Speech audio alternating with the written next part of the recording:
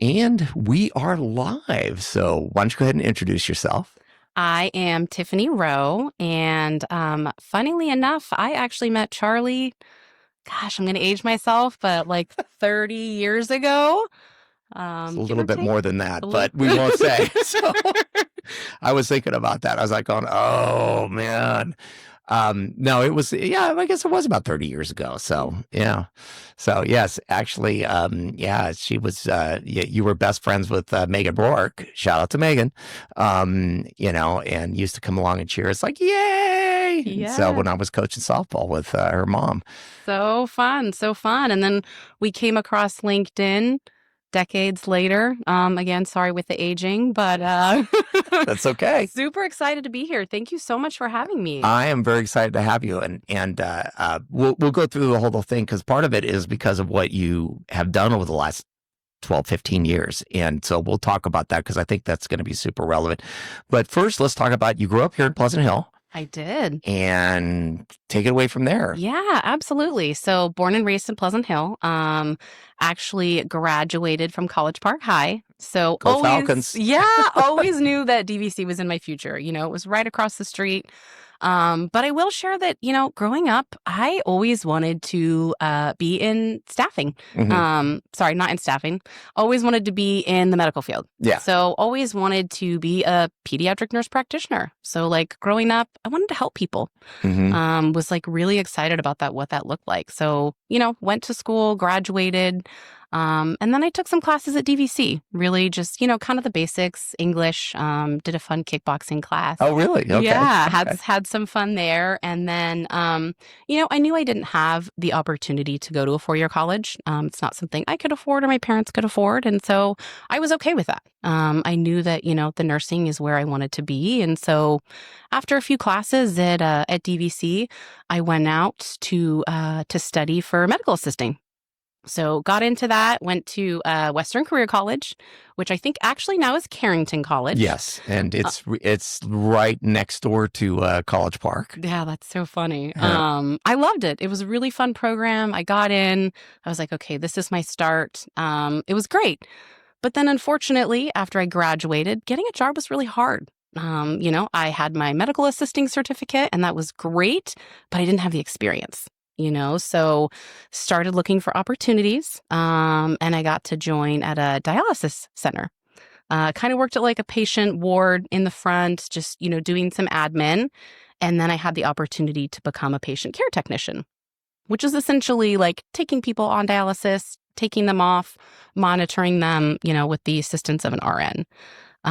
First couple weeks, I realized how hard it was. I had no idea, as I developed these relationships, how hard it was going to be to see somebody come in for their treatment a couple times a week and then not show up. Um, couple days in, I watched somebody code and white sheet over and being rolled out. And at that moment, I was like, wow, this is not, I knew it was going to be hard, but I didn't know it was going to be that hard, Hmm. And so I did that for about 18 months. And then I had the opportunity to work for a cancer center as an actual medical Oh assistant, man. which again, I knew it was going to be hard, It was gonna be hard, and then it's like, oh. but it was much harder. So, and I went to school. I paid this money. I really wanted to go through with this and really work as a medical assistant. So, got in. I got to do the blood draws and the injections and patient check-ins, and even got to assist with some bone marrow biopsy procedures, which was a little, Ouch. yeah, like scary. But again, it was those relationships. We've had these patients that would come in 2 or 3 times a week. And one patient I remember specifically, younger mom, probably mid-20s, had 2 young kids. And one day she just didn't show up for her treatment. Oh man. And that was the moment that I said, this is not for me. Every loss was a personal loss for me. And I couldn't do that. It wasn't the joy of helping people that I wanted. I had this mentality of like, I want to help people and how do I leave them better than I found them? Hmm. And I felt kind of helpless. Like, how am I helping people? It was just too hard. John Madden. This will sound like a strange story, but it's similar. It's like he's quit coaching because for him, it wasn't about the winning anymore because he loved winning. Everybody loves winning, right? For him, he just couldn't deal with the loss anymore. You lose a game, and this is, losing a game is just losing a game. It's not like losing a friend, which is, that's essentially what you were doing. But yeah, for him, it was just, he could not cope with losing anymore. So he says, I just can't do this. No, and I think it was really hard for me because my whole life, this is what I wanted to do. I know I said staffing, that was just me being nervous talking. But my whole life, I wanted to be in the medical field. I wanted to be a nurse. I wanted to make a difference. So I was in this place where I'm like, paid this money my own. I did this. I went to school. This is what I wanted to do. What now? Like, Yeah. now I have to change careers. Now I have to change focuses. Like, what does that look like? So took a little bit of time off, did some admin work, and then I kind of fell into staffing. I How did you got, do that? really funny story. Thank you to my stepmom, who actually knew somebody that was looking for somebody to work at a front desk for a staffing company. And so I still wasn't sure at that point what I wanted to do. So I took the job working at the front office, checking candidates in, doing payroll, kind of got the opportunity to start working as a staffing consultant. So interviewing people and helping them get prepared for their interviews with our clients, sending them out to jobs. And then I would say it really hit me about a year into staffing. I had found a role for a candidate, and they had come back to me 2 days later and brought me flowers and brought me some cupcakes. Very sweet gesture, but I said, you didn't have to do this. I'm so happy for you. The client says you're doing great. We're so excited. And they looked at me and they said, thank you for taking a chance and for giving me this opportunity. Not only did you help me find a role and my next career, but you helped me put food on my table. And in that moment, I was like, yes, this is it. Like, this is the impact that I can make. This is, helping better people, helping make a change, different from what I imagined myself doing, but still so impactful. And I can remember like that, like it was yesterday. And so that was the moment that I was like, okay, this is for me. And so here I am 15 years later, still in staffing. And I've stayed because I love that. Yeah. So you really had this. So for you, it was not so much the being a nurse. It was more about you love helping people, and so because usually we find that itch to scratch, we go, oh, it must be nursing, or it must be being a doctor, and you really had to find out that there's a hard side to everything. Absolutely. And I mean, to your point, it was the helping people. I've always been the nurturer. Like I worked in daycares and preschools, throughout high school, always loved kids. And so I was like, kids and helping people, pediatric nurse practitioner, like it was a puzzle. It seemed to fit so well together. But again, I found staffing and, I did not grow up saying I want to be in staffing. Regardless of what I said earlier, it happened. And I'm so glad that it did because I have worked for some amazing companies and had some great leadership. And I'm really grateful to be where I am today because of those opportunities. That's outstanding. So let's talk a little bit about that kind of journey through because you started off with the staffing agency, and that was Express Employment, I think. Express Employment, Yes. yeah. And actually, I know Shelly, I think, is the owner. So Yes. she's fantastic. Absolutely. So yeah, if you're looking for a temp service, shout out to Shelly and Express Employment. So you started there and you got the bug, you figured out this is going to be my happy place. And so talk us through the rest of kind of your journey as you went through that. Yeah, absolutely. So I started with Express, and then I went on to Select Staffing, which is where I spent a big chunk of my career. So came in as a personnel supervisor, which is recruiter. They call them all different kinds of things. It was just me and my boss, Kai. It was a really small branch. We worked together, started to grow the team. Then I had the opportunity and was promoted to branch manager. Oh. And then again to area manager. So super fun. First year as branch manager, I had an amazing team, and we grew our branch 120% year over year, which Oh my was goodness. amazing. 3 years of President's Club in a row. Like we just had an amazing team. I was there for almost 7 years. Absolutely loved it. But I had great leadership. And in order for me to move, they had to move. And so it was one of those things where, my boss and his boss both knew that, like, unless they left, there wasn't that next opportunity. And so I made a really hard decision to move and to go on to another opportunity with Volt, which was very different. I supported my leader, Joan, who was a VP, and we had about 12 offices across 7 states. So very different. So it was really cool because I've always been in California. So learning all of these labor laws and how different everything is in different states. California is much more strict when it comes to those employment laws. So you really, in order to kind of help interact with all these different offices, you actually had to learn the labor law in every place where there's an office. Is that right? I didn't have to learn it specific. We had HR partners, but I had to know about it Right. because what I was doing was supporting those offices and ensuring they had the recruiting plans, ensure that they were up and ready and had those pipelines to support whatever business they had. And business was different in every state, right? Mm-hmm. And so I think for me, that was the big challenge, but also really fun because everything was so different, and learning to work with those different businesses and working with all of those teams and really helping them grow was super fun. It was a really, really exciting opportunity. But the travel was fun until it wasn't fun anymore. Been there. It's great. And then it's like kind of like, ugh. Yeah. Oh, super fun. I have this hotel and I can, just watch TV and do my work and super exciting. But then it was like, I miss my son. I want to go home. I want to see my family. And so that was when I had taken the opportunity to really take my next step. And that's when I found Starbucks. So everybody's going to want to hear about that. So you went from Volt to Starbucks. And so what was that transition like? Well, I knew I wanted to work for Starbucks. I really got to that point where I was like, okay, this travel's not for me. And where do I want to be? And like, where's the company that I want to work for? Like, I'm ready to find my career. So I started, researching companies, figuring out what their cultures were, what their values were, what aligned with what I was looking for, right? And so one of my best friends, she worked for Starbucks and she was a district manager and she always said amazing things about the company.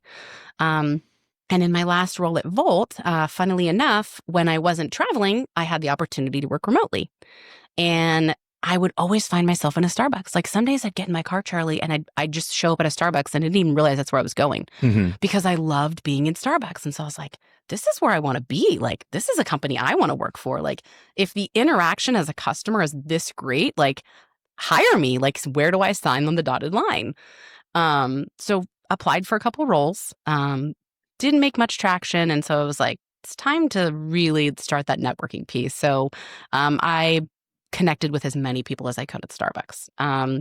My last manager, Jody, I kind of stalked her. I'm sure she'll admit that. I reached out over and over again. We had these connections. I think probably it was like 5 or 6 months we connected, having these conversations until something came to fruition. And so super excited to join that team. I was like, this is where I want to be. Loved the culture, loved the team, the environment, everything about the company. And really, I thought that's where I was gonna, retire. My goal was to start as a recruiter and grow my way up through the company. But unfortunately, I got laid off. Oh. And that was a really hard hit for me, in more ways than one. First of all, I was like, this is it for me. I don't have to look for a job again. This is where I want to be. I'm going to grow. People would say, where are you going to be in 20 years? And I would say, here. I don't know what I'm going to be doing, but I'm going to be here because this is where I want to be. So back to that, like, okay, I have to start over again. Timing was rough too. I had bought a house. I think I signed my closing docs like 2 weeks before I had gotten laid off. So it was like, okay, this is going to be rough. How do I navigate this? Yeah. Well, let's take a moment to talk about that because I know I've been laid off a few times, man, and it can be soul crushing, because I know when I've had it happen to me, sometimes it's been like, yeah, that's fine. I'll go find something else. And then there's been times where it's just like, it was kind of like, this is my forever job. And then now I'm pounding the pavement and you got to take that time to kind of regroup. So what was that time period for you like? It was a busy time. Again, I just moved into my house. And so I was like, okay, this is a hard hit. I actually got the call on my son's 10th birthday. So that was just like, insult to injury, right? It happens. And so I just took some time to think about like, what's next? Like, left the company in great terms, had nothing but good things to say about them, but I had to figure out what was next. But I didn't want to rush into that because for me, that was where I was going to be. That was my career. I didn't want to go find a job for the sake of having a job. So really for me, I had to think about that. It was an opportunity for me to get settled into my house, an opportunity to spend some time with my son during the summer, which was great because, I'm Yep. not a teacher, so I don't get that summer off. Yep. Usually I'm working. So he was really excited about that. But for me, I knew I still wanted to be in staffing. I still wanted to help people find their roles.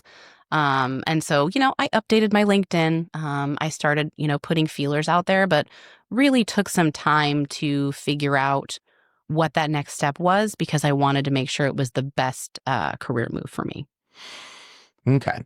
So, and we're going to come back to that because I know like when I was not this position, but the position before is like I was using that my LinkedIn profile at that point to move,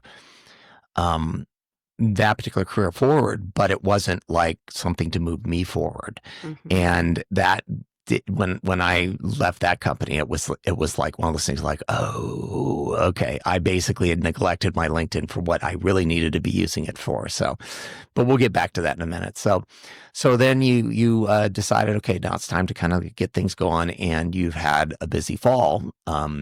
I have. So spent the summer with my son. Unfortunately, kind of as summer was closing out, my mother got sick. And then shortly after, my brother was involved in a serious mountain biking accident and broke his neck. Very grateful he was okay, not paralyzed, anything like that. But that was like okay, this is going on a pause again, and I need to take this time to be with my family. My mom passed away in December. And so that was, a very hard time for me. It was the holidays. Mm-hmm. And so I took that time to be with my family. My mom was in Portland when she was sick. My brother and sister are both in Portland. So for me, it was just about spending that time with family, and taking that time to be with them during a time that was difficult. Yeah, not just emotionally, financially, like all of the things, right? Everything that I was experiencing was kind of just coming together. And I had to take a moment to say, okay, what's next? And how do I navigate this? Because it was a lot of challenges, like all in one space. And so really spent that time with my family. And then come first of the year, I was like, okay, now we're in this place where things aren't as slow. November, December, you don't see a lot of hires. Nobody's going to talk to you. Yeah. And so like, I know that it's like here at the college, it's like everything stops, and I know back in the days when you're looking for work, anything after October 31st, October's a little dicey. Anything after that, nobody's going to hire you. It's like, hey, give us a call in January, Yeah. But that didn't mean that I couldn't put the work in, right? Mm-hmm. So to your point about the LinkedIn, it was like I had to start making those changes, making those connections, doing those introductions. But really, I would say January is where I hit it really hard as far as what am I going to do differently? There are so many jobs out there to apply for, but there are 10 times, 100 times as candidates. And so it's like, how do you set yourself apart? So we're gonna now move on to that section because I think this is really important. This is part of the reason I was so excited about having you come in here. Is I wanted to talk a little bit about kind of because you've been on both sides Mm-hmm. of the I'm looking for a job, right? You're looking for a candidate, and then you're looking for a job. So when you were a recruiter, did you use LinkedIn a lot, or how did you? Absolutely. So definitely on LinkedIn, connecting with candidates. We set up pipelines, use LinkedIn Recruiter, connecting with candidates. And so I know how important that is.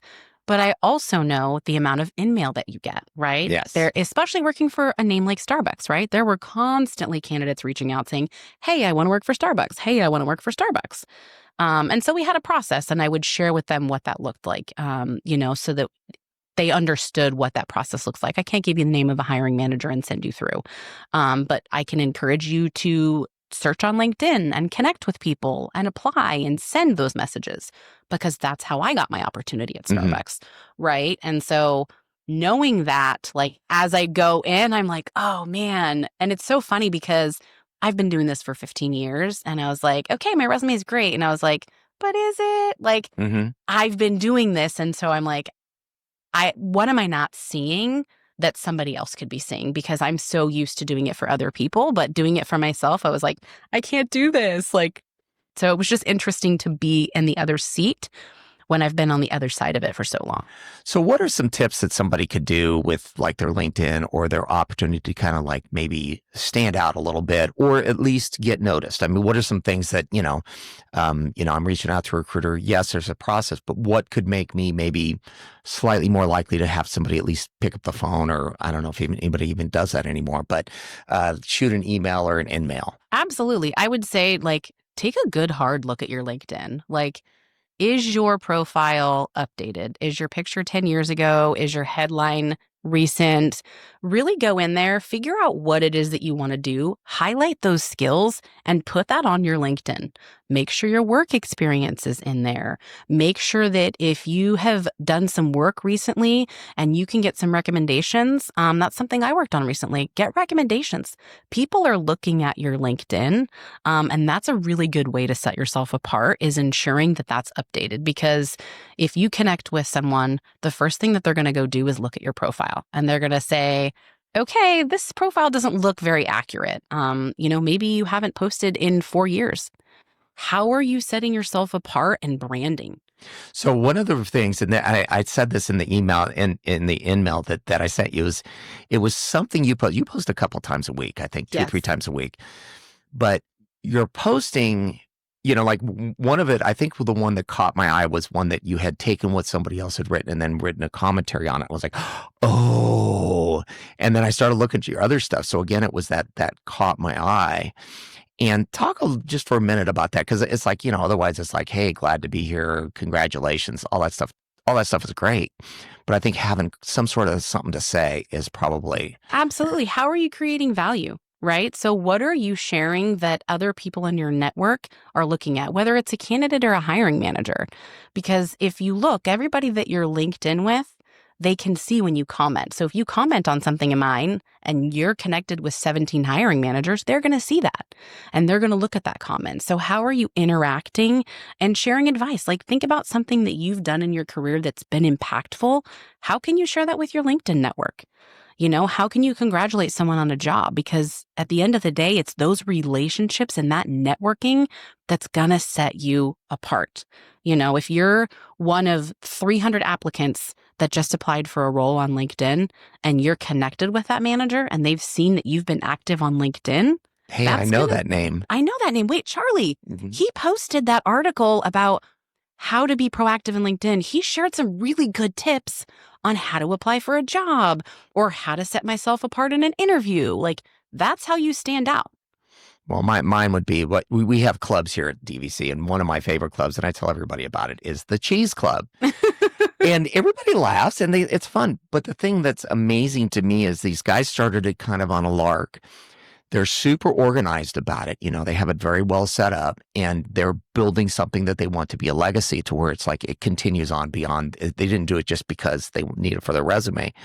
But again, it's fun and it's probably the most somebody's going to give me a bad time about this, but it's probably the most popular club here on the campus. And I think that that's one of the things. I was talking to Josh, the guy who started it, him and another gentleman who's, oh, this is going to kill me, but um, uh, and that my thing is put that on your resume, put that on your LinkedIn, because that stuff matters, because it shows leadership and it shows, you're able to plan something and make something happen. So, um, we may have you do like a LinkedIn workshop for our folks. So that could be a fun thing.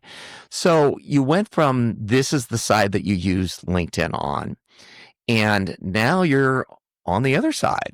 And talk about that process a little bit. So you talked about your resume and you're like, is this really good? So what did you do to address that? I had looked at some resources, and I just had somebody take a look at it and say, hey, is there something that you're seeing that I'm not? And just made a few changes. And then from there, it was really about the networking piece, because I know how many emails I would get working for Starbucks. And so I knew that these hiring managers are getting the same amount. And so for me, it was like I would apply for a job, I would follow up with a hiring manager. But on top of that, I spend probably 4 or 5 hours a day networking, whether Hmm. that's sending emails, researching companies, sending cover letters, and then sending out these emails to these companies that I want to work for. So doing a lot of research. Where do I want to be? Connecting with those managers. And it's not a one and done. Hey, my name's Tiffany. Here's my background. Okay, great. They get 1,000 of those messages a day. Sending a follow up, sending a follow up. And I'll tell you, it was getting a little bit discouraging because probably over the last couple weeks, I'll say I sent out over 300 messages. But this last week or so, I was on my third follow up. And so I had two great calls last week with like directors of recruiting who said, hey, I'd love the opportunity to connect with you. They don't have any current roles, but we had great conversations. I shared my background. They wanted to send my resume on. That had nothing to do with an open position. I didn't apply. It was being persistent and highlighting what I could bring to their organization and how I could be impactful, which resulted in that conversation, which will hopefully result in more conversations. Hmm. So I'm a big believer in networking. I think it is a golden art, and there's a certain amount of science to it, but it's just most of it is just you got to be persistent. And so, how did you determine what you bring to the organization? Because that's one of the things that I think too often it's like we go, well, I show up on time. Okay, that's great. That's a good start, but tell us, what process did you go through to kind of like go, okay, what are my skill sets that I'm going to bring that's going to make you want to hire me? Absolutely. So I look at my resume, right? And I'm like, okay, I'm going on 15 years this year that I've been in staffing. So what I did was I said, okay, here's my 15 years. What are some of the things that I've accomplished? What are some of those highlights? Because again, you send an email, a message, it's really long. You don't want people to get lost in that first couple sentences. So finding some of those key pieces. And then I was really, really, when I was looking at the people that I was connecting with, I was being super mindful of the people that I was connecting with. So I was connecting with directors of recruiting, VPs of recruiting, looking at those companies and knowing what they were looking for. And that's what I was sharing. I was sharing with them my expertise as it relates to what they're doing as an organization to ensure that they're looking at this, right? It's like you're looking on a menu and you're like, what do I want? And they're like, that's what I want. And wait, she has that? Hmm. When? And so I think those are the connections that I've made where those managers have reached back out to me like, hey, love your skill set, not hiring now, but send me your resume, or hey, reach out to this person. I think that's absolutely brilliant. So if someone was starting out, let's imagine for a moment, it's like I'm just getting out of school. I've done the Euro program or something like that. I have my no experience. You went down that road before. Mm-hmm. Where would be a good place to start? It's like you want to get your foot in the door. I mean, how would you attract some attention at that point? I would say think about where you want to be, right? So really start with that basics of your LinkedIn profile. Go ahead and update your headline. Make sure that it's catchy. Make sure you have any experience. So whether that's maybe you volunteered somewhere, that's relevant. Get those recommendations, even if it's from one of your professors. Highlight what you've done and put that on there. And then there's learnings that you can take. So right now, I'm taking a bunch of LinkedIn learnings and adding those to my profiles. So whatever that you can do to make yourself shine. And then again, it's that networking. So if this is the field I want to be in, how am I connecting with people that align with where I want to be and doing those introductions, and then creating a presence on LinkedIn. Whatever value you can bring that people are going to start interacting with, have that name be known. I recently started doing Motivation Monday and Fun Fact Friday Hmm. and, like hashtag Tiffany Talks, which at first I was like, I don't know how I feel Actually, that's about pretty good. that. But now it's like people are going to look for that, right? And Hmm. that's my hope is that there's someone somewhere, even if it's one person that's like, that was really impactful. I appreciated that. See, you're on a podcast because of that. So, Well, I guess it worked, yeah, yeah, I'll it take did. it. It I'll take did. it. And it wasn't necessarily hashtag Tiffany, Tiffany, what was it, Tiffany Talks? Tiffany Talks. I added that afterwards. Okay, okay, okay. But I actually kind of like that. It's short. The biggest problem I think with people when they tag stuff or they brand stuff is they make it too long because Hmm. they try to tell the whole story in it rather than just catching your attention, you know? It's kind of like my wife has a pen set that she uses. She does coloring and stuff like that. And there's all these colors in there. They're all pretty, but they all got different names. And it's like, I don't know, this is red and that's also red and it's kind of a different red. And so I'm more the give it a simple thing and give it a simple tagline. So I think that's brilliant. So are there any other things that you'd like to pass along? I've got a kind of like a whole thought process on things that we're gonna have you set up to do. But um, uh, so what are some maybe one or two other tips maybe somebody could have if they're out there? I know persistence is going to be the one. So how long is it usually taking you to kind of turn over the stone as far as going from, okay, I need a job to okay, you got an offer in your in basket.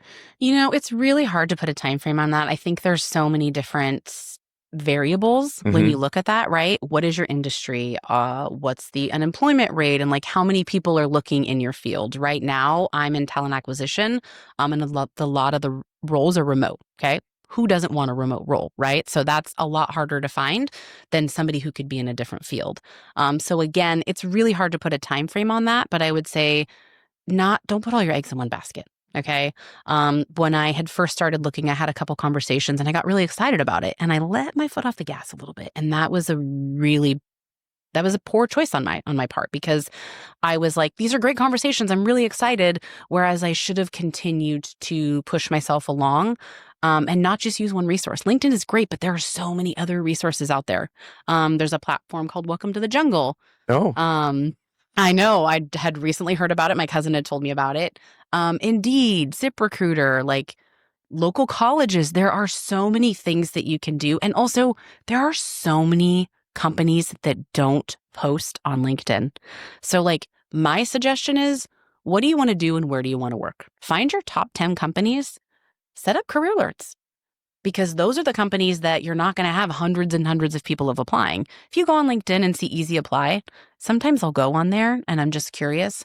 The position was posted 40 minutes ago and there's already over 100 applicants because hmm. it's easy. They push a button. So, like, it's not going to be easy to find your role. That's not to say don't apply for those roles, but you have to spread yourself all over different channels in order to get that next step. And don't get discouraged. I get it. This has been so hard for me. This is the first time I've ever been laid off in my career. And so it's been like, okay, I'm on the other side and this is different. And I know what those recruiters are looking for because I've been in that seat. So, Hmm. how do I do things differently? But it's not one thing. I can't tell you it's one thing. It's all of the things combined. It's that personal branding, it's different resources, it's connecting and not letting off the gas just because you had a good conversation. Like, make sure that you're interviewing the company just like they're interviewing you. And there are so many resources out there around tips to interview and how to fix your resume. And so, really ensuring that people understand what those resources are, because you don't have to go spend a bunch of money. There's a lot of resources at your fingertips that can help you to be successful and taking that next step. Well, and one of them is actually here at DVC. If you have taken one class, you're a DVC alum, and so you then are qualified for career services, which they'll help you with cover letters, with resume tips, with mock interviews, with all sorts of things. And so, yes, I mean, you're probably a little further along than a lot of people, but there are a tremendous number of resources here at DVC and at most colleges. You know, they have especially in the Contra Costa Community College District. Well, cool. Well, this has been really exciting. I'm going to talk you into being in our speakers bureau, and I think that'll be a lot of fun. And I'm going to let Miriam know also that you could be available because I think she would love you. I think her students would love your talk. So, and with that, I think we're going to wrap it up. Awesome. Thank you so much for having me today, Oh, Charlie. I really appreciate it. It was a pleasure. absolutely. Thanks for coming in and braving the rain. All right. Thank you.